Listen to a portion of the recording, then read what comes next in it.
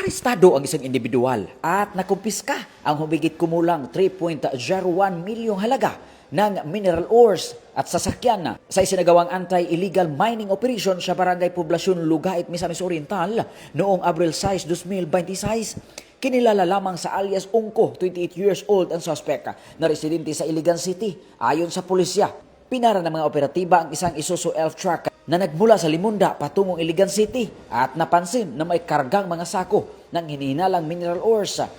Nang hingan ng kaukulang dokumento, nabigong magpakita ang driver kaya agad itong inaristo.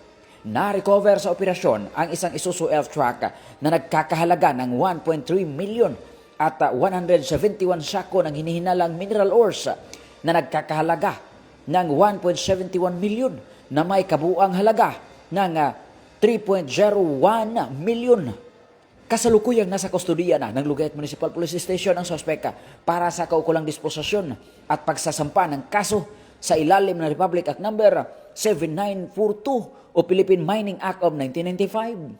Ang mga nakumpiskang ebidensya ay nagkatakdang i-turn over sa Mines and Geoscience Bureau con MGB Region 10. Pinuri naman ni Police Brigadier General Christopher N. Abrahano, ang Regional Director ng Police Regional Office 10, ang mga operatiba at iginiit ang patuloy na kampanya laban sa illegal na pagmimina upang maprotektahan ang likas yaman dito sa rehiyon. Mula dito sa Campo Alagar, ako po ang inyong Police News Network Correspondent mula sa Regional Public Information Office ng Police Regional Office 10, Corporal Joel Lazaro Subsuban, alagad ng batas, tagataguyod ng Balitang Pulis.